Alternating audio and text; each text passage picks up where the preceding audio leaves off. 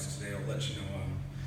My name's Eddie. I've been coming here for about a year now, but I tend to have a bit of an introverted personality, so I haven't really gotten to know people as well as maybe I should have.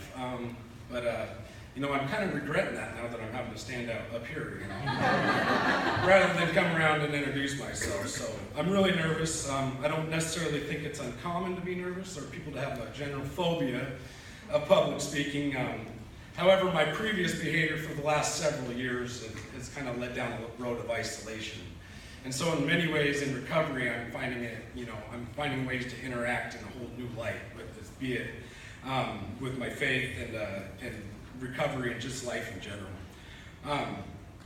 So in full disclosure, I did do a test run on this at the ARC. I do devotions on Tuesday. And I decided I was just going to wing it. And that didn't work out too well. So here I am. Hopefully you can forgive me. I made notes. It keeps me on topic and keeps me focused in on what I'm supposed to be doing. On top of all my nerves and stuff like that, this is the 15th anniversary of the day that changed our lives. And it's a day we will never forget. So that adds a little bit of extra discomfort. I would be remiss if I didn't mention the significance that day played in many, many lives. This includes my own in ways that some people in this room know about and in ways that other people don't.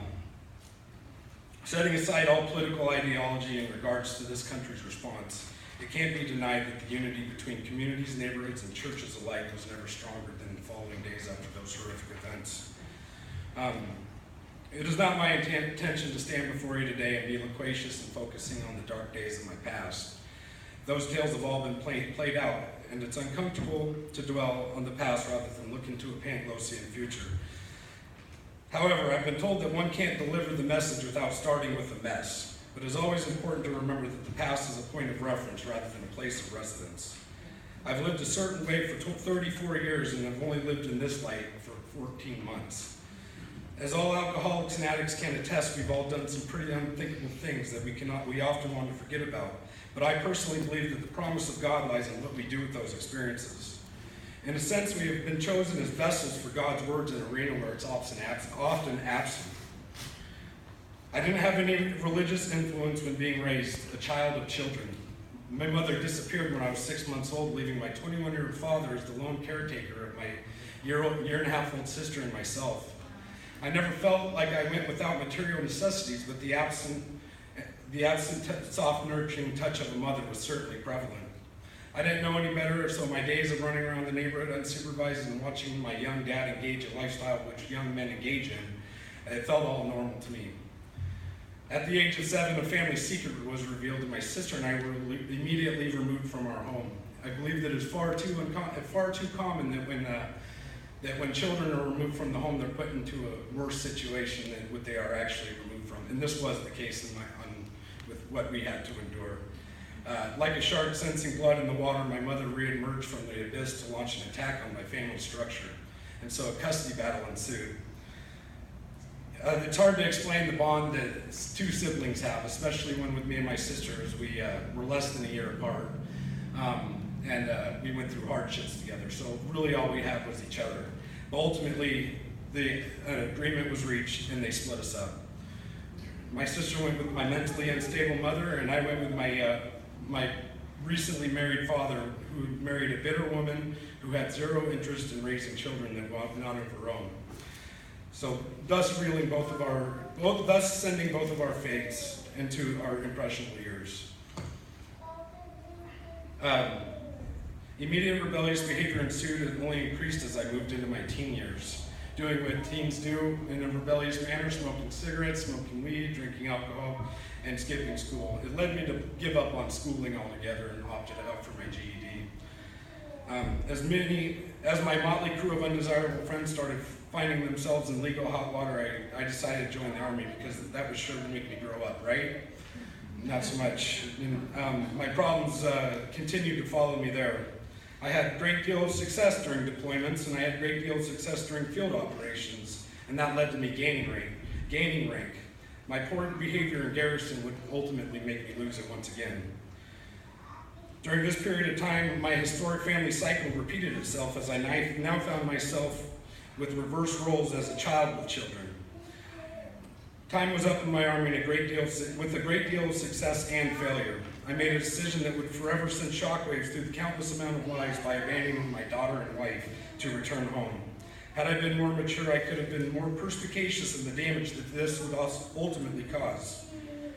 This decision will continue to haunt me, even though I've made great strides in renewing my relationship with my daughter. I feel that in some ways that it's God's wrath for my behavior, that I went through the trials that I went through. I've always done the bare minimum to scrape by throughout my post-military life, whether it was with my education or career. Never really excelling at anything, although I was given a multitude of opportunities. Underneath the surface of a confident, smooth demeanor was a raging storm of insecurity, hate, regret, denial, just to name a few. But I found a cure to quell those emotions: alcohol, which over time became my God, ruling over every aspect of my life. Even after alcoholism claimed my mother's life, I refused to heed the warning signs of a devastating disease that was infused in my genetic design and continued to head towards the desolate despair that all addicts eventually end up in. Things continued to spiral completely out of control as my recalcitrant behavior precipitated tumultuous relationship, causing me to become ostracized by friends, family, and community, thus thrusting me into a social purgatory of a hapless, hollow existence. Before long, I was all alone. My job was gone, my home was gone, and a girl that I loved very much in my life was gone. My life had deteriorated into a macabre experience. Some addicts claim that they lose everything in the midst of their chaotic addiction, but in all reality, we give it away for something that is a higher power. I recall begging God for a divine intervention to ease my mind. However, my mind was far too clouded to see God's way in my life. I've never asked my father how he came to know about the Salvation Army ARC, since he didn't know anything about it either, but that's who brought me to the ARC, battered completely defeated. After 2 weeks of shaking out the cobwebs and settling into my new life, I found myself in the chapel at the ARC at 11:30 one evening.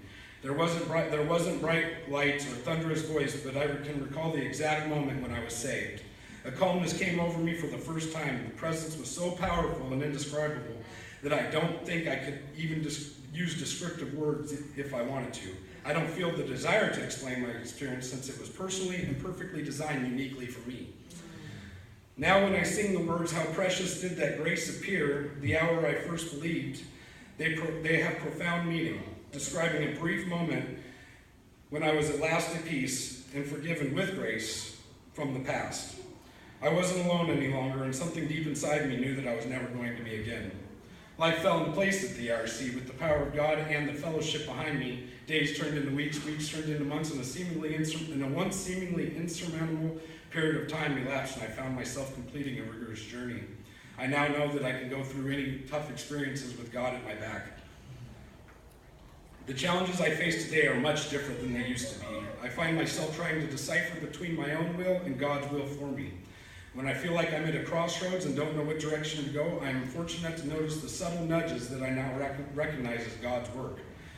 Where before I would simply act without taking time in prayer and notice my surroundings and interactions, God's guidance can be found in conversation and even random circumstances that I would previously play as mere coincidence. For instance, this month as a congregation, we are focusing on hope. As somebody that has experienced both utter hopelessness in the past and is currently living with hope bursting at the seams, it feels like this was my time to share my experience with you.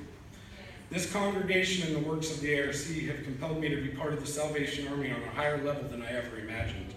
I now serve as the intake coordinator at this ARC. This gives me an opportunity to give back to the people that come into the program and be their first point of contact and let them know that today never has to be any worse than yesterday. I can show people that they can get out of their personal hell and move forward if they can grasp the concept of God. I have also decided to take up residence at Kara's place. I believe that God worked through Amy Reardon to get me there. Although the reasoning hasn't been clearly defined, I certainly see glimpses of it daily. She will probably recall conversations where I'd started waffling and making excuses to once again do this recovery thing on my own. She would ultimately alleviate my concerns, making clear God's will for me could no longer be denied, so I surrendered once again. Words can't describe how thankful I am for this holy place, you all, and my brothers at the ARC. I certainly wouldn't have made it to this place of hope and happiness without God's plan to put you all in the perfect place at the perfect time. How beautiful it is to finally be able to walk and trust in the Lord. The future is brighter than ever. I am no longer shackled by the devil's will. I have the presence of God with me at all times, and I know that I will always be able to find comfort and hope and never be alone again. Thank you.